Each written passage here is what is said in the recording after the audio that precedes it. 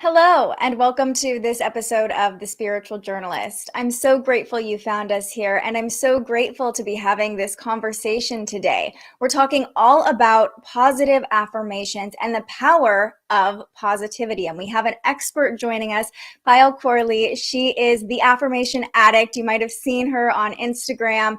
She is really a voice for the power of affirmation. So she's going to share her story with us, talk to us about different methods she uses with affirmations, what she's found to work best, and answer your questions along the way as well. So let's get started. I've always been a deeply curious person, talking with anyone who would listen and soaking in as much information as possible. So it's no surprise my love for storytelling led me to a career in journalism. But after nearly a decade working in newsrooms across the West Coast, I realized I wanted to start asking questions you probably wouldn't see on your local news. So I left my job as a morning TV reporter and started The Spiritual Journalist. This isn't just a YouTube channel, podcast, website, or social media page. This is a live conversation where you get to ask questions too, because I'm not the expert. I'm not here to tell you what to believe. My goal is to connect you with people who have profound experiences and inspirational stories to share. And we'll definitely mix a little astrology in too. So if you're like me, you have this insatiable curiosity and you love deep conversations too, well, this is the place for you. Together each week, we'll explore everything from crystals and tarot to mental health and the environment. There are no wrong questions here. My ultimate goal is for you to come away from each episode with a new perspective and an expanded consciousness. This is a channel for the collective. This is a community for the curious. This is The Spiritual Journalist.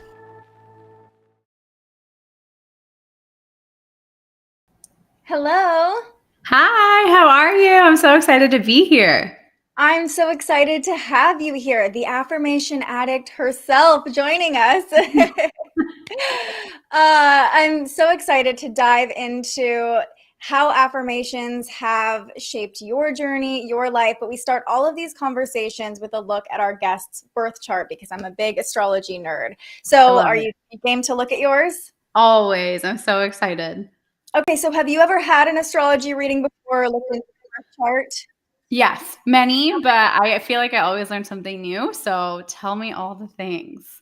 I always learn something new about my own birth chart every time I look at it, so it's like a never-ending deep dive into yourself. But so everybody else can get to know you. You are a Scorpio, and you also have your Mercury in Scorpio about 4 degrees away from your sun. So that's a loose conjunction, and that tells me that you are pretty confident expressing yourself through your words or communicating your personality. You probably don't mind talking and kind of putting yourself out there, which has shown up for you on Instagram, obviously. Yes, for sure. And then you have an Aries rising, it looks like, but a 29 degrees Aries rising. So just in general right now, Aries season, the sun's moving through your 12th house. This could be a time of like closure, endings, healing for you. Taurus season is like a new chapter for you, which is really exciting. But having an Aries rising means that you might come across as like a little bit fiery or bold when people first meet you. And then with your sun in Scorpio, it's like once they get to know you, you actually have a lot of depth and crave that deep connection with people. What's really interesting, though, is that, well, you have a Virgo moon. So those are your big three. Aries rising, Scorpio sun, Virgo moon. I'm a Virgo, so I love talking about Virgo placements. Oh, good. Um, I don't know much about Virgo, so feel free to fill me in. Well, so our moon is our emotions. It's what we're nurtured by, maybe what we crave. And your moon being in your fifth house is actually, it's really interesting. It's like you probably crave tapping into your inner child a little bit or being creative or expressive, maybe even performing in some way. It's very artistic. But a Virgo moon actually is, you like to nurture other people as well. There's an element of you feel nurtured by serving others or giving to others, maybe through those avenues of performing. It's almost like I see your Virgo moon actually coming out on your Instagram as well, because a lot of your content, you're like giving to others and serving others, but it's obviously nurturing you as well. And it's coming through in this performative way, being in the fifth house. So that's a really good example of how your Virgo moon shows up. It's your only Virgo placement too, and it actually opposes your Saturn in Pisces. So you haven't gone through your Saturn return yet. Saturn moves into Pisces at the end of next year, I think, middle or end of next year. And with your Saturn being in, well, Pisces rules your 11th house. Your Saturn's at the beginning of your 12th house. I feel like your Saturn return is going to show up for you in some sense with a spiritual community, either building a spiritual community, being part of a spiritual community. And again, you're already kind of like leaning into that. So I'm really excited to keep following in the next year or two and see how that shows up for you. What's really cool, though, is you have a stellium in Sagittarius in your 8th house. So a stellium is 3 or more planets in one sign. And when we have a stellium, we often express in this way pretty strongly. So Sagittarius energy loves to have fun. It's very optimistic, outgoing, expansive. You also have, it looks like your Jupiter in Sagittarius, your Mars in Sagittarius, and I think your Venus in Sagittarius. Yeah, and your Venus and Mars are conjunct. That's really beautiful, actually. It's like your masculine and feminine energy work together really nicely, and both of them being in Sagittarius, it's like very expressive. But at the same time, with all of this Sagittarius energy in your 8th house, there is this knowing and ability to connect with people on a deeper level again, because the 8th house is actually ruled by Scorpio, and it's all about that deep energetic connection. So I see like spirituality showing up in the 8th house with that stellium and Sagittarius. Sagittarius also rules like higher understanding, higher learning, often associated with spirituality. And you know, Jupiter is your abundance. Your abundance is going to come from leaning into that connection, leaning into that spirituality. Really, really beautiful placements. And then finally, I'll just point out your midheavens in Capricorn. Our midheaven is like the most visible point in our career. And I like to point this out in these little mini readings because oftentimes we're talking about people's careers. But your midheaven being in Capricorn is about being that boss, being that leader, right? Showing up as a leader, as an authority figure.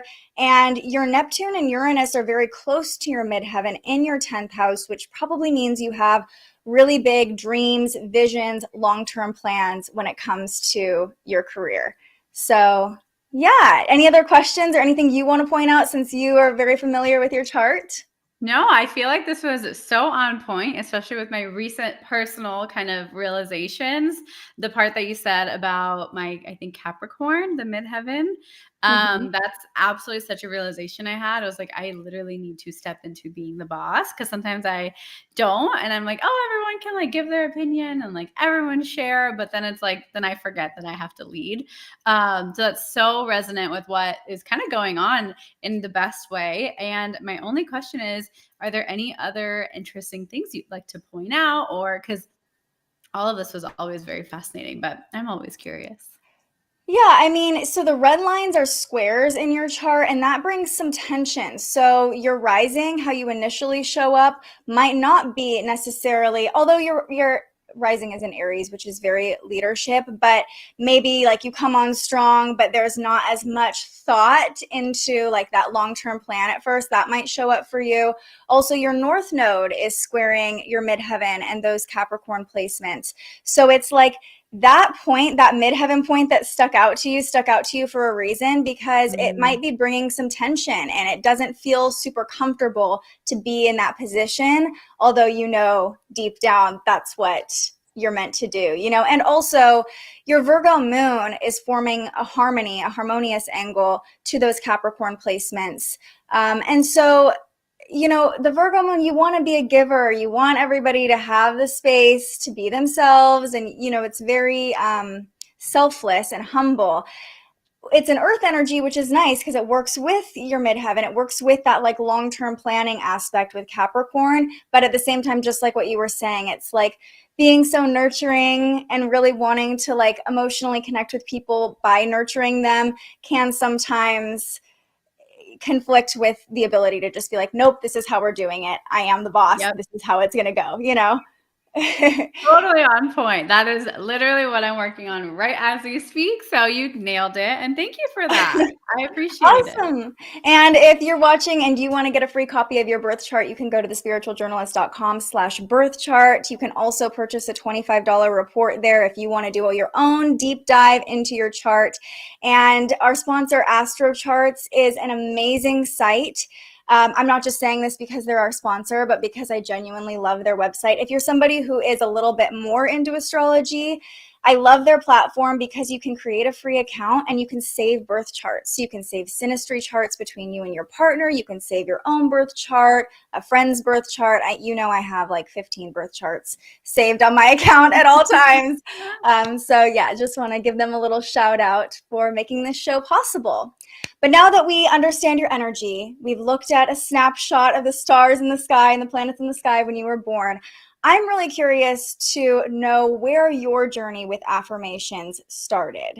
Yeah, absolutely. So my journey actually started, I would say, when I was 12 years old. My mom, we grew up in like a very Indian family, but our like religion, so to speak, was Hinduism. But my parents never really enforced it very much, and so they themselves started getting into meditation and that whole thing. They started getting into when I was about 12 years old, and so my mom came home one day probably from one of her circles or something she went to. And she's like, I have this movie. We all need to sit down and watch it as a family. And it was The Secret. So we watched it and I was pumped because I was like, this is the coolest thing ever. And that night, I will never forget, I made my very first vision board. I still have it because it's just so funny that like as such a little girl what my dreams were at that point. And that's really how my journey started. It was first The Secret, and then it was like my mom gifted me the book You Can Heal Your Life by Louise Hayes, and truly that helped me go through all of high school, middle school, college, and it was something I always worked on my own because it brought me so much peace. It made me feel better. It made me heal through like all the things we go through as kids, like the bullying and the doubt and what am I going to do with my life as an adult? And it really helped me go through all of those phases in life. And so that's truly where my personal journey started. And the transition to kind of sharing it forward came after I basically in college, I manifested my dream job. Sorry, there's a really loud motorcycle. I don't know if you can hear it. It's all good. I have had construction next door all morning, and Perfect. fingers crossed it stopped for the time being, but it might You show never back up. know. We never I'm know. like, let me peek. Like, let me say bye to them. So basically, my journey of creating it into kind of my manifest dream job as a business consultant right out of college and through affirmations. So we can totally dive into that if that's something you guys want to talk about. But when I got to that dream job, it was not fulfilling. I was like, oh my God, I worked so hard to get here. I thought I wanted to get here, and it's still I know something's missing. And so I really had to go back into my own practice and drop in. And that's where on a trip, we were in Thailand with my family, visiting my brother. And basically, I was searching out of my own need for an app. I wanted like a spiritual app I could just go to, feel good about throughout my day, practice my affirmations, do all the things. But none of them were fitting what I needed. And so I was like, maybe I make one. And that's truly where the idea of Affirmation Addict and Affirm It, which is my app's name, started, was through my own moments of like, I need this. And it was such a hard time in my life to like manifest something and not want it at that point. It was very, very difficult to process. And so it was a lot of that kind of, you find lightness in the darkness for me. And that's probably my biggest motto as I move forward is there's so much good in those tough times. And like, let me help you find that good. Absolutely. I can relate, with my own story of like you're in your dream job and not feeling like rationally you're like, this is what I wanted. This is what I called in. This is what I even manifested maybe. Like I asked for this. And I'm curious how long ago you were in that dream job and how long it took you to start to make the shift into being your own business owner and creating your own career that really wasn't actually a real job title probably at that point. Oh my goodness. Yeah. The amount of pushback I got from family friends, they're like, you're quitting. And like, yeah, they're like, to do what? And I'm like, I don't know how to explain this to you just yet. So basically, I think it was 4 years ago now that I quit my job, and I was at my job for a year. So yes, I think that means a total of 5 years. So I got my job 5 years ago, quit 4 years ago, fast forward, and here we are now. And truly the growth through my business itself and even creating the app, I always talk about this, that that in itself was such a journey for me of like building something. I'm not a tech person. Like I'm a business major. I don't know anything about coding. Like going that route and learning and investing and getting uncomfortable with money and creating an income, all of that. Like I truly feel like the past 4 years have been the most potent spiritual journey that I've been on so far. And I think there's only more to come. I think like creating your own business is its own way of like having your own spiritual awakening through it all. Like I feel like you're forced to get so uncomfortable throughout it. So yeah, it's been about a 4 or 5 year journey since manifesting it, quitting, and getting to where we are today. Incredible. I just have to, at this point, this is how my astrologer brain works. Yeah. When you said that you were 12 when you watched The Secret, so Jupiter usually takes about 12 years to go around the sun, and you were probably right around having your Jupiter return when that was happening. And then, right around maybe when you were 24, starting your own business, Jupiter coming back. And Jupiter loves to be in Sagittarius, by the way. So that's a really strong placement for you. Also, your ruling planet Mars is in Sagittarius. And as you're talking, I'm like, all this stellium in Sagittarius is positive affirmations, truly, because Sagittarian energy is so positive, so optimistic. So I want to talk to you about the power of positivity, because really that seems like a through line between everything you've done. For you, have you always just been an optimistic, positive person, or did that take some learning or working to get into that mindset? I think it definitely took a lot of figuring out. I think instinctively, I probably have been, but I feel like as we're growing up, as we're figuring out who we are in the world, we tend to mirror our friends. We tend to mirror the people we're around. So I sometimes actually think about this, where I look back and in high school, I was always nice, so to speak. I was never I don't know, a bully or a mean person necessarily, but I was always, I would say my insecurities outweighed my positivity by far. The insecurities kind of melting away, that took a lot of work. And I would say the positivity came from me looking back, and I was like, what is the point of just complaining all the time? It felt frustrating to me. That was kind of my barrier, because when I worked at my dream job, I noticed my conversations were, I can't wait till the weekend. I hate going to work. I hate my boss. It was exhausting, honestly. And I think that's when I finally figured out, if this is everybody, right? All of my friends in different careers, they all felt this. If they're all feeling like this, then I need to do something that none of them are doing. that I'm not seeing to maybe feel a little bit differently. So it took me feeling kind of the hard part. It took me feeling the exhaustion and the drainage of not feeling good all the time. It took a lot of like, okay, either you hate this, you cry every day and you don't like your life, or you choose to make it different. So I definitely think it was instinctive where I knew it as a tool for me. I knew the positive affirmations were a tool I had in my back pocket because I was exposed to them so young. But I didn't constantly practice them. Like when I manifested the dream job, I stopped practicing and I was like, oh my God, my life sucks right now. Like I need to go back to it. And so I think it came in waves to where it became more and more like the thing I get to lean on and the thing I get to fuel to help me get to where I know I can be. I think that's so relatable too. Even if you are in a job you like, I feel like it's maybe societal or something like that, but it's like, I think in our culture, you get around a group of people and it's almost like second nature to find something to complain about, like that's how we bond. And until you become very intentional Yeah. about who you're surrounding yourself with and only allowing people in who are going to like bring up your vibration. I think anybody can relate to that, being in a situation where, I don't think we often realize how like other people's energy is affecting us.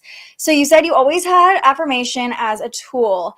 What does that tool look like for you now and over the past 4 years? Is it daily? Is it multiple times a day? Yeah.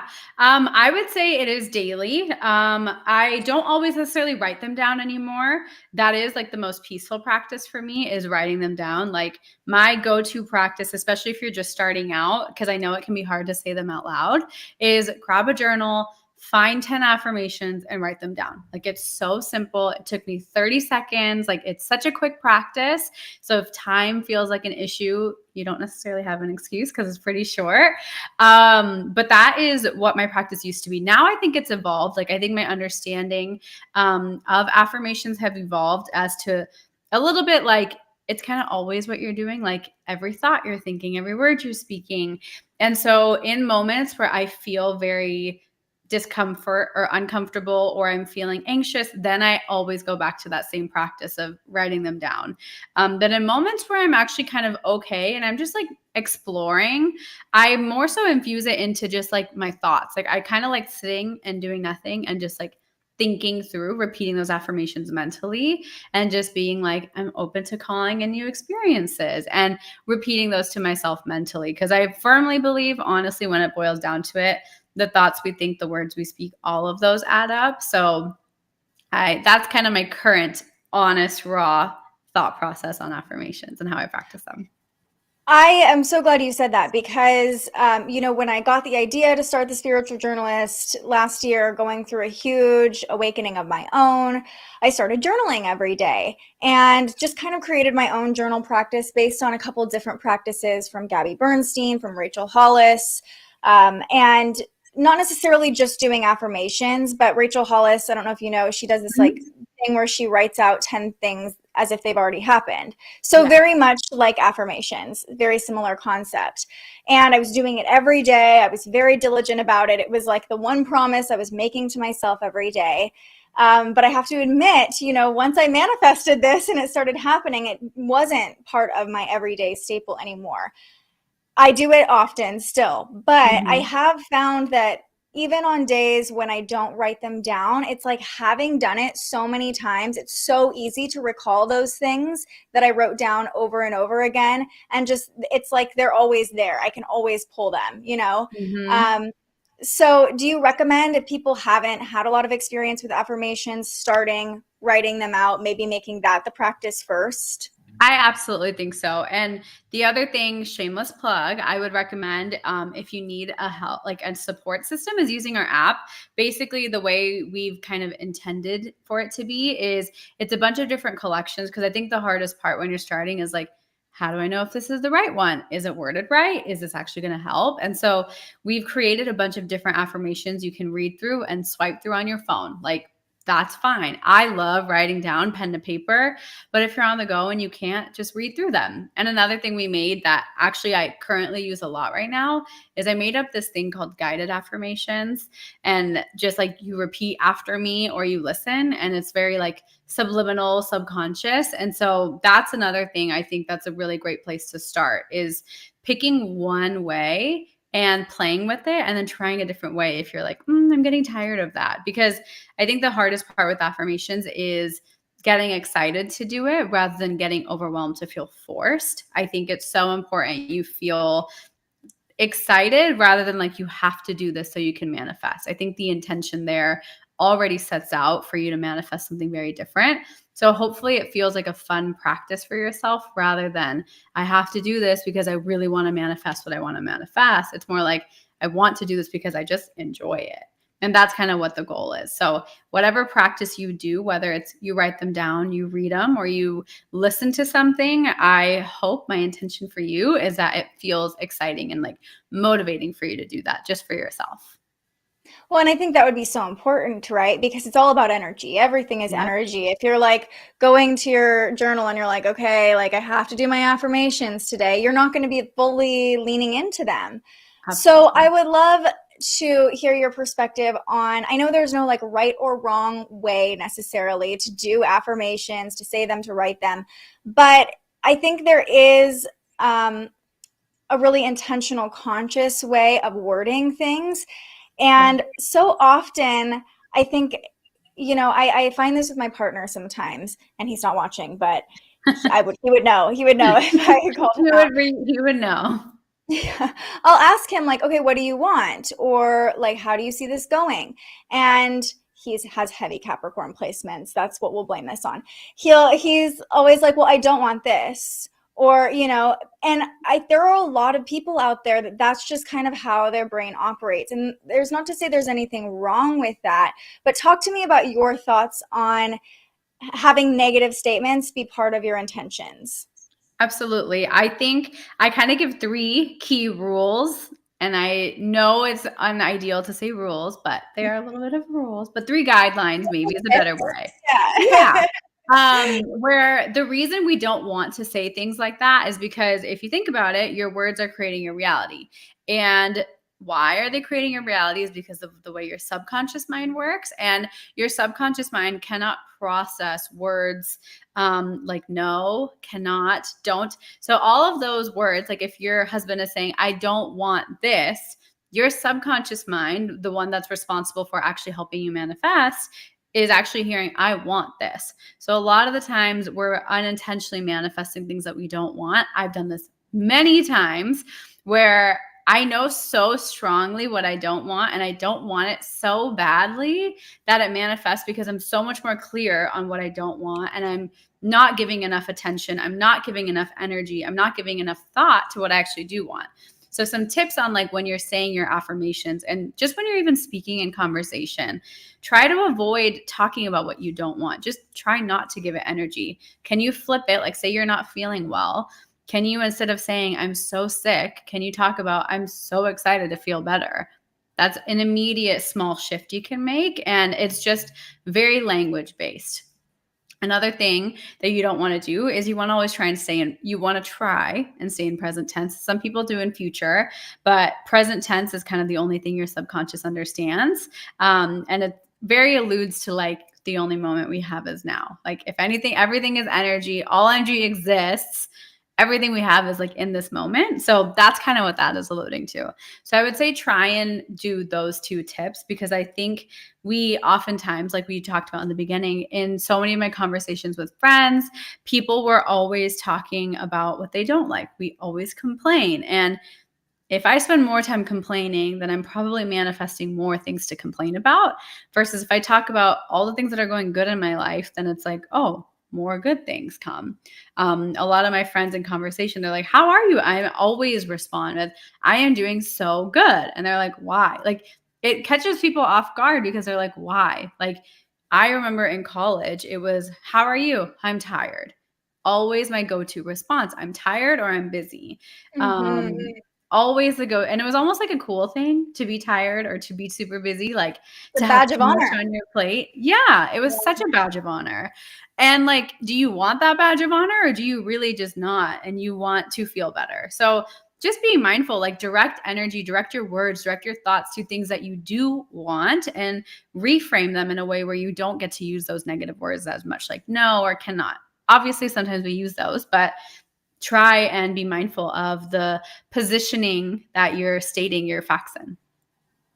And, when you said that, it's like how much of those statements or go-to responses are borrowed from our parents or the people who raised us, and these like learned responses, like from workaholic parents or whatever, about them wearing their own burnout as a badge of honor, and then we just like sort of adopt these things. I feel like for me, affirmations have really helped me hone my own identity and my own values and my own beliefs and my own desires, and really like forced me to sit down and be like, who do I want to be? That's one of the things Gabby Bernstein, I learned from her every day, or some questions she like poses are, how do I want to feel today? Who do I want to be today? What do I want to receive today? And what do I want to give today? And so that's part of my journaling practice. And the responses always end up being affirmations, like I am, whatever. So it's funny because I think sometimes people think affirmations have to be like from a list, or they have to start with I am. And it's really just all about making statements, positive statements in the present tense, right? Like that's kind of just the basis. Yeah, that is the basis. And that's the thing. Like I feel like people kind of get this misconception that if I say one negative statement, like all my work is trashed, right? But that's not true. Like if every single sentence you stated manifested and every thought manifested, the world would be a very chaotic place. Like there is buffer time. And so don't like judge yourself through the process as you're shifting. The best thing you can do is just try and have fun with it and try and give yourself permission to experiment, because you might not find your perfect way. You might not find the ease in which you can talk positively without feeling like it's forced or fake or not you. Like you can find your own authentic version of expressing yourself in a way that aligns with who you actually want to be. Like that can coexist. It takes a little bit of experimenting, but you'll get there. I think it just takes a lot of awareness. I think the first step to all of this is just taking a step back and observing, not even making a change, observing your conversations. When you're talking to your family, when you're talking to your friends, you'll notice, like you said, a lot of the things you're saying are probably responding to their own thoughts. They probably might not even be consciously what you want to talk about. I noticed a funny story with my mom. She has like this automatic response to certain things. And I literally word for word said one of her responses. I absolutely disagree with this response. Like I don't consciously believe it, but I don't know I forgot what the story was. However, I literally said her words and I was like, wow, I just took her exact words and I don't even believe these. I know I don't believe these. So think about how consciously I knew those weren't my thoughts. Imagine all the things I don't realize aren't my thoughts. Like I still have so much work to do. And so I think there's so much power in like poking yourself, like asking yourself little questions like, is this my thought or is this someone else's? Is this a limiting belief or is this an opportunity for me to look at it in a different way? Like just exploring, I think, is so beautiful, so powerful. And it's okay if you contradict yourself. Like you'll learn through that. But having fun with the exploration process of whose thoughts are these, whose words are these, is a really fun way to move forward. And you have a mom who like introduced you to The Secret and was doing circles and meditation. I mean, I had a similar experience in the past year or so, sitting down and having a conversation with my dad. And I love him, but I was like, wow. And I even said like, that's a lot of, I don't even know if I said negativity, but I was just like, wow, that seems like really difficult. I was just like, so much of what you're saying, I just never noticed it before because I was just kind of floating through life and not really conscious of my own thoughts. And then once you start coming back to yourself, you notice these things from the people close to you, how they're repeatedly showing up, the things they're repeatedly saying. And you're like, no wonder like you're always so stressed, or your reality looks like this because that's what you're consciously constantly creating. I do want to Mhm. talk about, you touched a little bit on like neuroscience and what goes Yeah. on in the mind and why it's important to use present tense. Talk to me a little bit about that, because I'm sure you know all the science things behind affirmations. Yeah. So when it comes down to it, I did touch on it a little bit. Basically, if you think about it, affirmations, the best term, I'm not a neuroscientist, but I will tell you the term if you want to really look into it, is neuroplasticity. Is kind of the one big term I think that really like blew my mind the first time I heard about it, is that your brain is always shifting. It is meant to shift and it adapts to what it sees most frequently. That's it. Like it's such a simple way that our beliefs are formed, our thoughts are formed. We feel like our beliefs are like so deep and like complex, but truly, when you look at why our beliefs are the way they are, our subconscious mind is kind of the host of our beliefs, and your subconscious mind is most malleable from ages 0 to 7. So you are learning everything that your subconscious mind is kind of taking as inventory from until you're 7 years old. So if you think about it, a very layman's term to put it is like most of us, if we're not doing much healing work, we're probably living as like our 7-year-old self's brain. Like that's our belief systems is what we saw when we were 7 years old. So your parents, when they were raising you, or your friends, or your childhood school, like those are the types of beliefs that are really still ruling our lives. Those are like the lenses that our life is being seen through. And once you are aware of that, you're like, oh my gosh, my 7-year-old self has such a different awareness than who I am now. So how to bridge that gap is you reprogram. That's what affirmations are really trying to do, is you're reprogramming those beliefs through repetition. And an example I like to give is if I told you for the next 3 years that the sun is green, your brain would start to believe that simply through repetition. If everybody around you said the sun was green, then your brain would be like, oh yeah, the sun is green. And it would be such a strong belief because everybody around you feels that way. That's all you hear. That's all you see. That's truly so simply how beliefs are formed. And your beliefs, what they mean by your beliefs create your reality, is that's where the vibration and the energy comes in. Is my fundamental belief that maybe money is hard to come by, I will be unconsciously, subconsciously manifesting that because that's my belief. So my subconscious mind's role is to prove me right. All it wants to do is be like, Payal, you are right. Your beliefs are true. So let me show you how hard it is for money to come by. On the flip side, if I've healed or reprogrammed or done some work and I start to remind myself that money is actually easy, money comes into my life with ease, my subconscious mind will be like, oh, okay, let's find some new energies that make it easy to come in. And then you'll start to see that shift. That's how manifestation unfolds from a sciencey way. And then it goes into the vibrations of it that I don't know how to explain from a sciencey way. That's all spiritual. And we'll get into that in just a second. But I'm wondering, you decided, okay, I'm not happy in my job. I want to make a shift, maybe lean back into affirmations a little bit more, whatever that looked like. When did you start to really know that they worked, that affirmations worked for you, and understand the full power of, speaking your reality into existence or writing your reality into Yeah. existence? I honestly started to see them work way before the job came. I saw them work like when I was as little as like 12 years old. It's such a silly story, but it was as simple as like I was getting ready for school, and for some reason that morning I was like, "Mom, I want a brownie." And she was like, "I don't have brownies." My mom never like baked cookies and stuff. It was always Indian desserts. And so she was like, "I don't have brownies for you." And I was like, "Okay, I really want a brownie." So my affirmation for the day is I'm enjoying a really good brownie. And I kid you not, in literally 20 minutes, my parents, their friend came over and baked a batch of brownies and showed up with it and was like, Payal, I made this for you.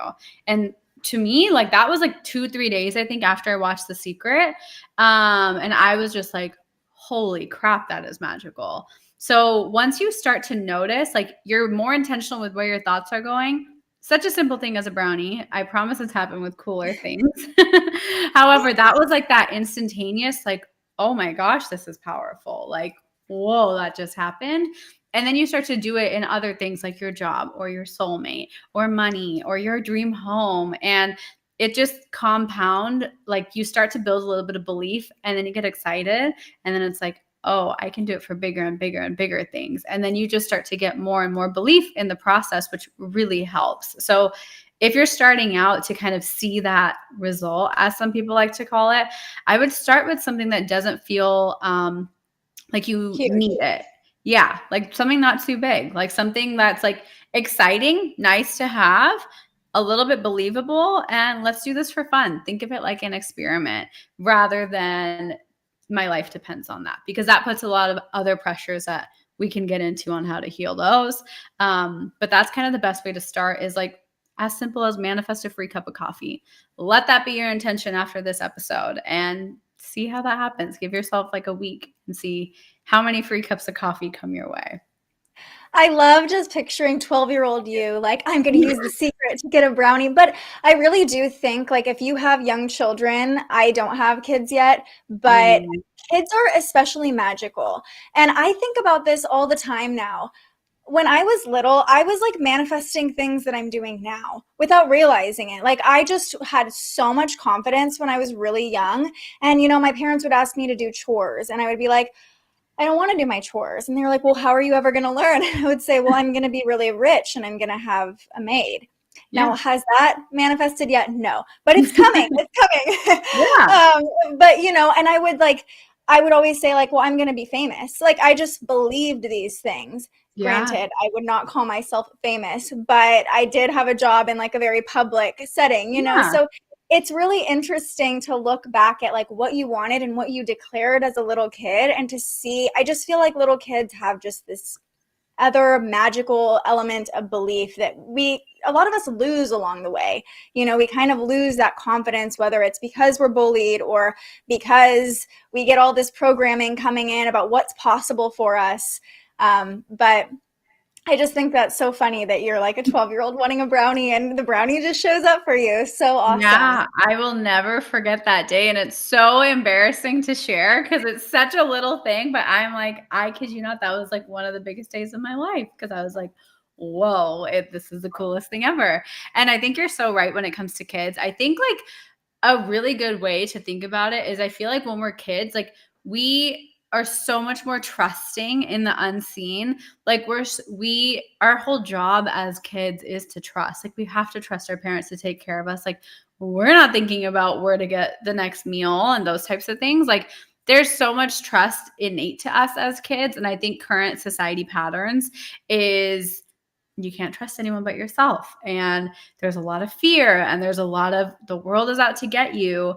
And you don't know that when you're that young. So it doesn't feel as impossible or as scary, but we start to learn those things. And that's all we hear. Like, even if we consciously disagree with it, that's all we see in movies. That's all we see. That's all we listen to in music. Like, it's so fundamental into the way our society works that it's very hard to consciously choose a narrative that's not society's narrative. That's not the normal thought pattern that most of us live by. It takes a lot of like disagreeing with people. It takes a lot of like, actually, no, I don't want that for myself. I don't want to, like you said, I don't want to always clean my own house. I want maybe someone else to do it. And that's fine. Like it takes a lot of conscious courage, I think, truly is the best way to put it, to want to create a different reality than the normal patterns we all typically live by. It's so true. And I'm wondering, you know, I'm sure you've noticed and benefited even from this like rise of spirituality over the past, whether it's because of the pandemic, whether it's who knows why. You know, I don't think any of us really fully understand why there's this huge movement of spirituality, of people getting into meditation, affirmations, yoga, women's circles. You know, manifestation is huge right now. Are you kind of hopeful that the societal narrative will start to shift over time, and that maybe it won't be so hard to just like lean into these beliefs, you know? Yeah, I think so. I think my honest thoughts You know, my honest thought on that is I'm so excited that spirituality, and I can talk about crystals and people don't think I'm a weirdo anymore. Like, I'm so happy that that stuff is normal and normalizing.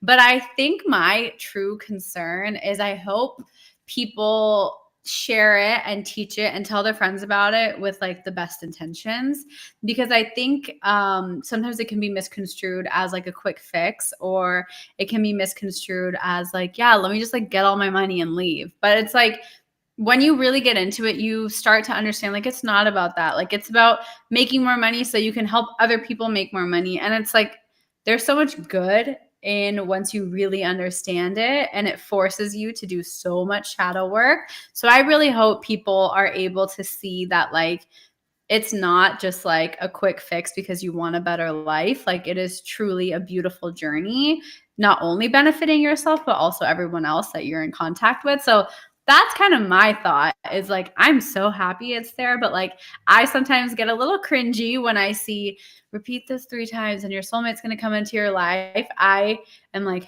okay, they're doing their best and that's okay. But I hope that doesn't like give false motivations to people to get into it either. That's my true, honest thoughts. Like, I'm so happy, but I'm also like, I really hope more and more people like you can like share, like, there's so much beauty and growth in this journey. And it's not like a 1-year thing. It's kind of a lifetime and like a lifestyle in itself. Right. And there's so much clickbaity stuff, on Instagram that people are just, if you don't click this reel or double tap, then you're missing out on this, or use this sound to do this, Yeah. and I think that there is, discernment is huge. And that's a term that's starting to come about in the spiritual conversation globally. But I hope that it becomes even more prevalent to talk about energy, discerning where the intention behind something, right? And I think this is a great point to talk about manic manifestation too, because manifestation is so popular and people are clinging to it. And I think affirmations, if not used properly, can be a form of manic manifestation. Writing down every day, I have $1 million, I have $1 million, and then just expecting it to show up. So what advice do you have for people who are kind of in that mode of almost desperation, like desperately trying to manifest something? Yeah, my biggest piece of advice, and people hate hearing this when they're in that mode, I know because I've been in that mode. I've absolutely experienced this. I think we all have, where if you feel like your life is not going to be okay without a manifestation, if you feel like your happiness depends on a manifestation, you've got to make some shifts. Try listening to somebody else, try a different method, or try a different perspective, because I personally don't believe that manifestations are meant to make you happier. I think they're just taking you to a new level. I think the whole point of all of this is you're happy now, so your manifestation comes to you. Like, that's very simple law of attraction, is like, you feel how you want to feel when you think your manifestation is going to come. That way your manifestation can actually come to you. And that doesn't come by like faking it. Like, you have to actually feel it. And if something's not coming your way, then it's still not there for you. And so my personal big advice is, if it feels forced, if it feels desperate, take a step back and focus on just you. Focus on self-love, focus on self-worth. I think there is so much room to grow in loving ourselves, approving of ourselves, feeling whole on our own, that I truly think that's kind of the basis that I always like to teach off of, is like taking care of you and connecting to yourself and being self-aware, that if you're focusing on external manifestations and you're kind of obsessive, come back to loving on you, because I promise you that will not only help manifest probably what you're trying to, but it's also so healing and so nurturing from a soul level, that I think it'll really open your perspective up. And, another term that's been getting more and more popular, limiting beliefs, clear limit. And I'm guilty of this too, because, I have a daily live stream where we talk about astrology transits every day. Yeah. And I'm like, okay, this is a great time to clear limiting beliefs. But, we don't have time every day to really dive into what does it mean to clear limiting beliefs. And I think affirmations can be a really beautiful way to clear limiting beliefs. Yeah. 100%. Kind of like what I mentioned earlier, where if you have a belief that's like not serving you, but it's constantly showing up in your reality, affirmations are an awesome way. Like a super simple way to think about it is say the opposite. So if you think money is hard to come by, say money is easy to come by. That's a great way to start shifting it and repeating it to yourself. And I want to call out, I don't think everyone will start to repeat affirmations and start to believe them right away. Like sometimes only affirmations won't do it. Sometimes you have to get uncomfortable. Sometimes you go backwards a little bit or your world feels like it's crumbling. Like there's so much more to all of this that I think is very hard to put into words all the time. It's hard to label. It's hard to make it into an aesthetic Instagram post. Like you'll see on my feed, I post a ton of myself crying because I think that is my way of releasing. I think that's my way of processing. And I think people don't talk about that. When you talk about manifestation, it feels like, yeah, like all is perfect. And I think it can be, but it takes a lot of work to get there. And I feel like setting those realistic expectations, like that the journey is beautifully difficult, but in the most exciting way. Like I love discomfort now. Like that's how I know I'm growing. If I'm too comfortable, I'm like, oh, something has to change because like now I'm like, no, like I get to be uncomfortable, but I know discomfort is like the next version of myself. Like, so reframing how you see those things, I think is so helpful. I totally forgot what you asked, but I just went on a tangent. Just limiting beliefs, but your tangent was perfect. And Perfect. I think it goes back to what you said earlier. Like it is a journey. Even you, someone who is literally living your purpose, you know, you have amassed this successful following, this amazing app, this team behind you supporting you, but that doesn't mean that you're not human. And I think really right now we're seeing so many people, so many spiritual coaches coming online, so many people showing up as these very spiritual versions of themselves, which I absolutely love. However, I appreciate, you know, you being a leader, talking about your Capricorn midheaven, in the way of like, it is going to be uncomfortable. Even if life is beautiful and I have all this money or I have all the things I want to have, it doesn't mean limiting beliefs won't keep showing up or new limiting beliefs will pop up. You know, it's all about the journey and being human. And I just think that's so amazing. Like I am not at a place where I have, and maybe I have posted myself crying like once or twice, but that takes true vulnerability, you know? And I just have to say, like, that is you showing up as the leader, maybe not being like the boss necessarily, but I think that's such an amazing leadership quality. And I don't want to say I can't wait for your next crying post because I don't want you to cry, but I'll be there like cheering on the pod. Let's talk about spirituality and the link between affirmations and spirituality and how it has shaped your view of the spiritual, of God, of goddess, spirit, whoever you want to call it. No, I love that. I personally think my spiritual journey has shifted so much over the years. In the middle, there was a point when affirmations felt like the only kind of way for me to feel spiritual.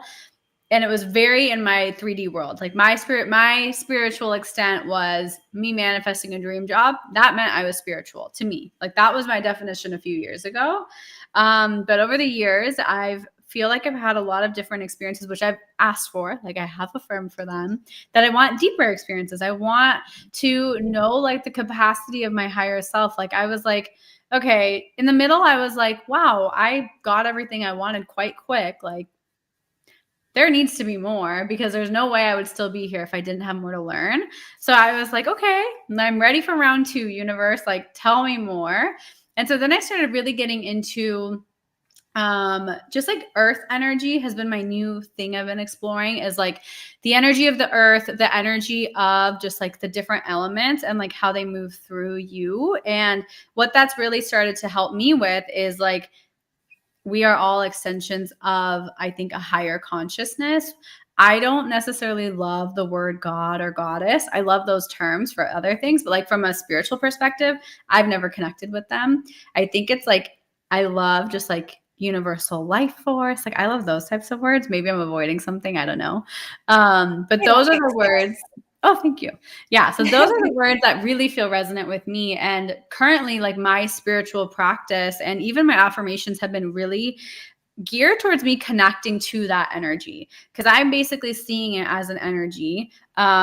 I think it's an energy that we're all able to tap into. I think it's a beautiful energy. And I think I felt it a few times in like certain bodywork sessions or meditations where I'm like, whoa, this is powerful stuff. And I know I know I'm just like a child in the universe that I know nothing. Like it just re-humbled me. And so now I've been using my affirmations to connect deeper to those types of energies and more in that receiving mode rather than feeling like I have to know everything. That was truly how I operated a lot before. Like I have to teach, I have to give value, I have to prove my worth.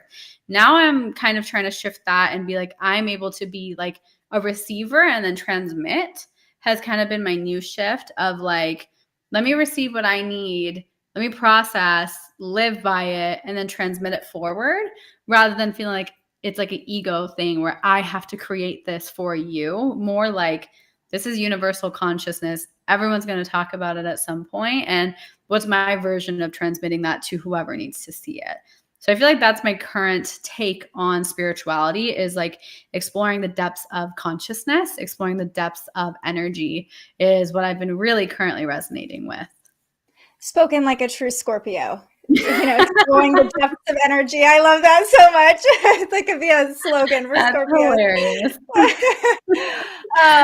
But really, I think, because a lot of times we do just focus on ourselves. Like, I want to use affirmation to call this into my reality. I want to use affirmations to get this physical thing or call in this physical person. And I think that, for me personally, I can relate.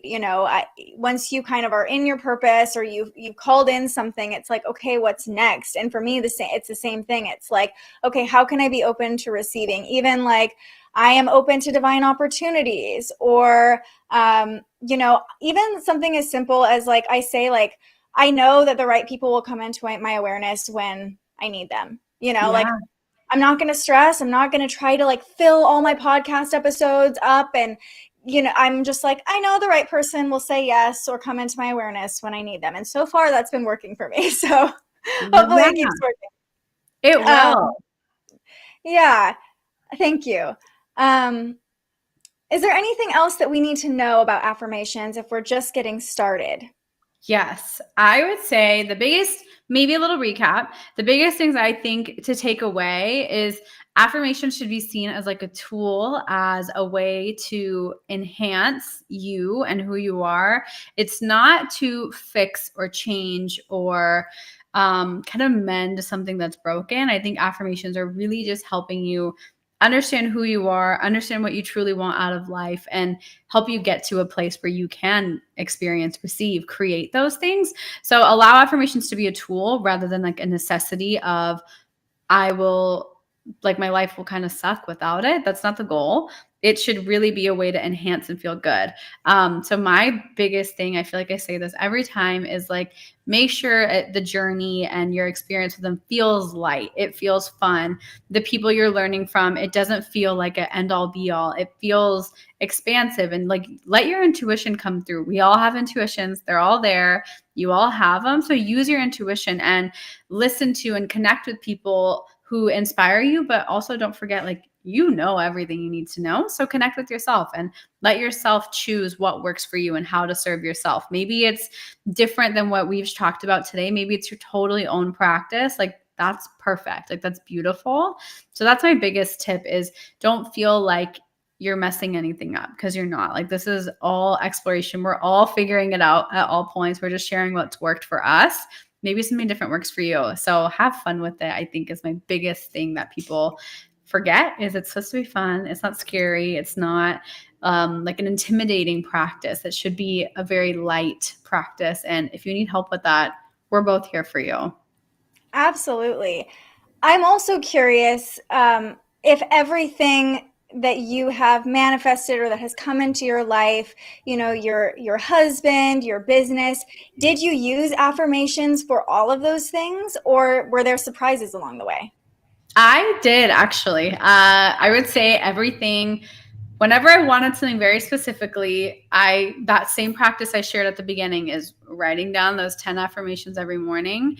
That was constantly my practice.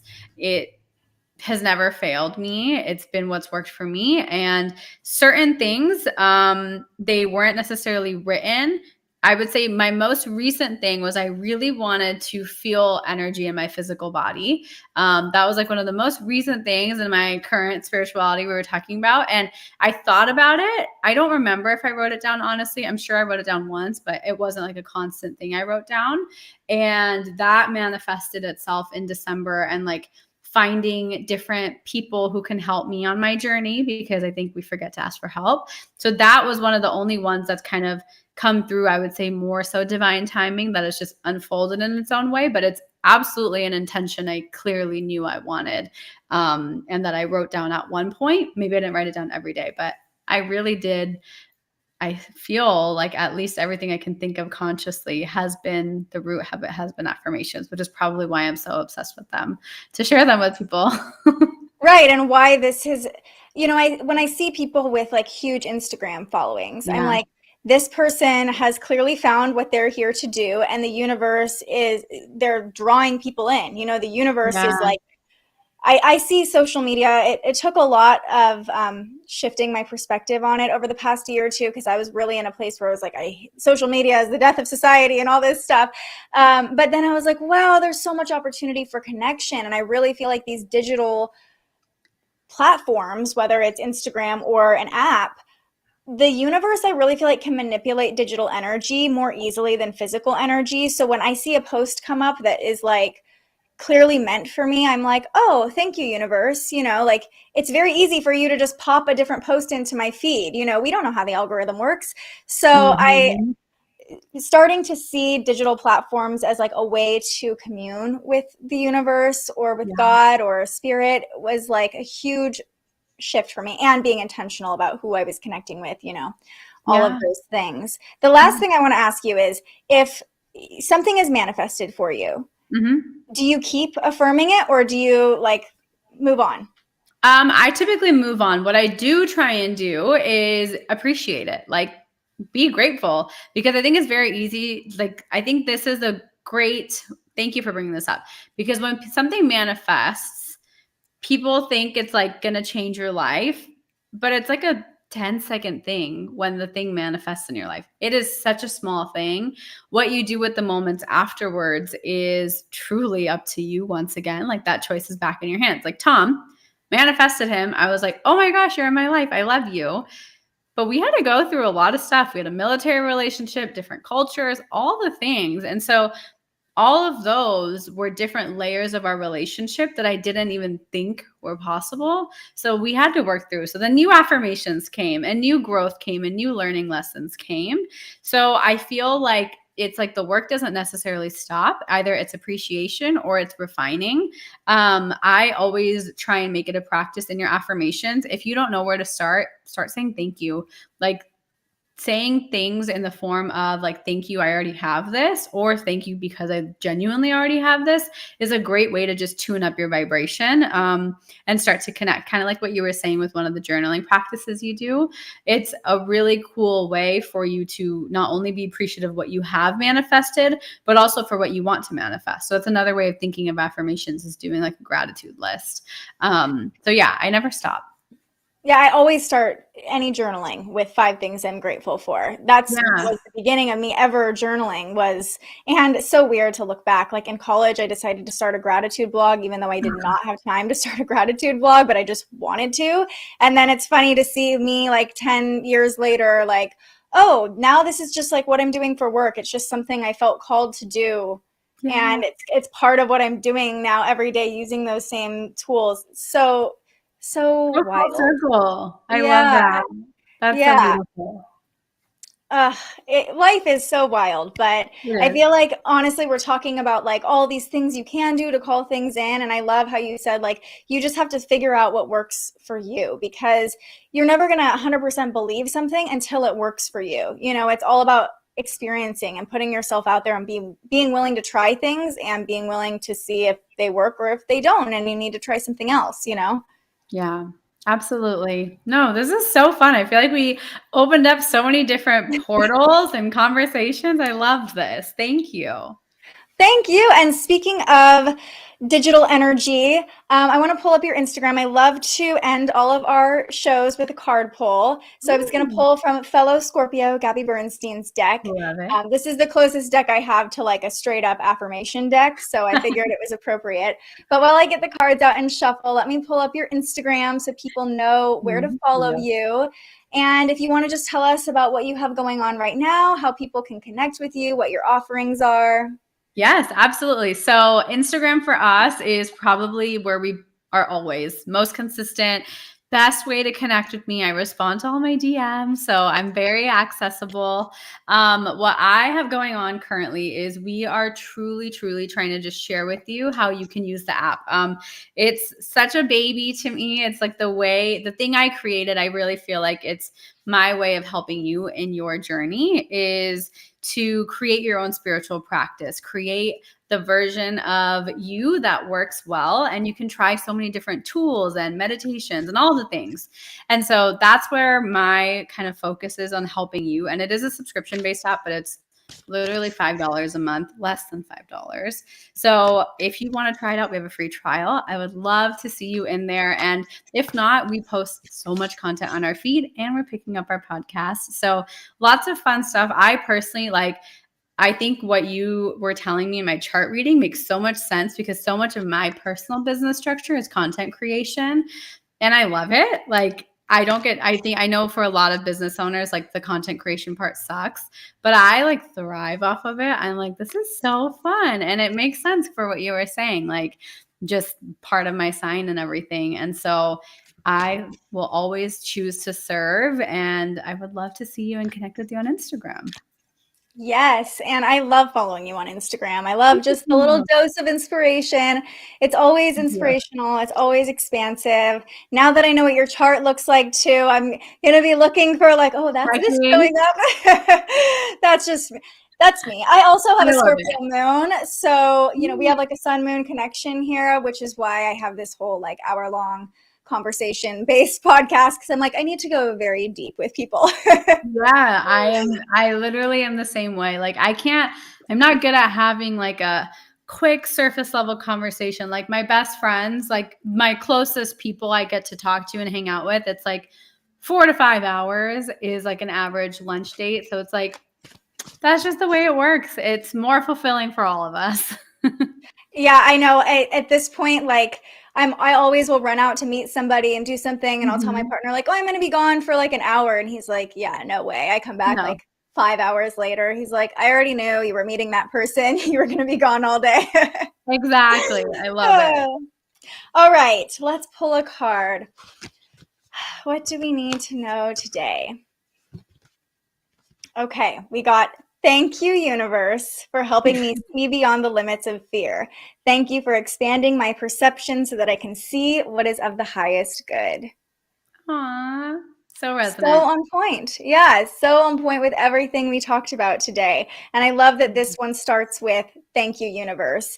And something I meant to mention, Gabby Bernstein's book, Judgment Detox, I read last year, I think. And something that was super transformative for me for releasing judgment, which, we could do a whole other podcast on that. Her affirmation she teaches you to release judgment is, thank you for showing me what I don't want. Thank you for showing me how I don't want to be. Yeah. I love that. And you know what, that you bring that up. One of like these journaling activities I tried was a list of everything I'm available for and everything I know I'm not available for. And like so contradiction. One thing I always say is manifestation is so contradictory, but like, I feel like it's so powerful to know what you don't want and it's okay to state it. Do you think about it all the time and talk about it all the time? No, but declaring it and being like, yeah, I actually know I don't want this is absolutely beautiful and so okay. And to me, it gives you so much awareness. And so very contradictory to what we just talked about, but that's like the nuances that I love sharing because there's so many nuances. It's not a cut and dry sort of thing. It's so many beautiful nuances. I love that. Well, and it's all coming back to knowing yourself, right? You can't truly know what you do want unless you know what you don't want. You can't just be like, I want everything, because that's not how energy works, but I love Gabby Bernstein really has a beautiful way of helping you frame things, even if they're not necessarily the most positive thoughts, in a way that's, I don't know, saying that for me, like, thank you for showing me what I don't want or how I don't want to be or the situation I don't want to be in. I was like, wow, this is a good game changer. reframe. Yeah. Instead of being like, oh, why is this person doing this? Or I would never, all these things that can kind of like bring that in, as we were talking about saying no or saying you don't want something actually draws it to you. By saying thank you, it almost, I think it just helps you take the power back, It does. Like I feel like you're not victimizing yourself. Like, it's not like, why is this happening to me? Or it's like, no, like, I'm grateful you have an ounce of positivity in there of like, I'm grateful you're showing me this. Do I want this? No, but thank you for showing that to me. Like, it is such a different energy if you're just like, I would never do that, versus thank you for showing me something I'm not resonating with. Like, very different energies. And I think that's the biggest takeaway is like, feel your energy. Like, our bodies are literally like energy, what is it, radars or whatever. Like, you can feel it. Like, I know you can. I know you can feel our vibes. You can check in with our vibes and make sure they resonate with you. Then do that for everything. It's so powerful. Yeah, and also a very helpful way to respond, like, with compassion, even subconsciously, being like, thank you, thanks, that's it. Yeah, that's a beautiful way. Is there anything else you want to say before we wrap this up? I just want to say thank you. Thank you for holding space for me. Thank you for this lovely conversation and the chart reading. I feel like I got so much out of this. I was like, woo, mind blown. I love all this. So thank you. Thank you for sharing all of your wisdom, your experience with us. Such a joy to connect with you and speak with you. Been watching from afar in your Instagram following, and it's so nice to share this energy with you. So I'm really, truly grateful for the past hour or so with you. It's actually 222. Perfect. It's a sign we're ending right on time. So thank you so much for joining us, for showing up with an open mind, for showing up for yourself, for showing up for your community. We appreciate you being here. We will be back next week, or I will be back next week at least, with another episode of The Spiritual Journalist. Thank you again, Payal. Until next week, stay curious.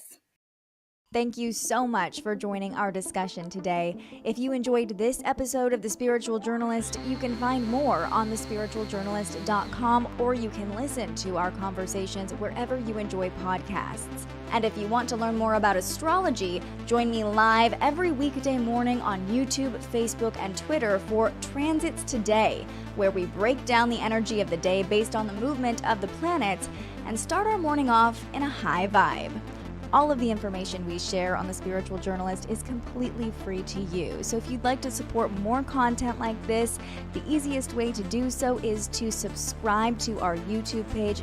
Head over to the Spiritual Shop on our website and buy yourself a little something. Or if you're feeling extra generous, you can buy me a coffee to fuel future live streams. Just tap the link in the description or head to buymeacoffee.com and search The Spiritual Journalist. I'm so grateful you found us here, and I can't wait for our next conversation.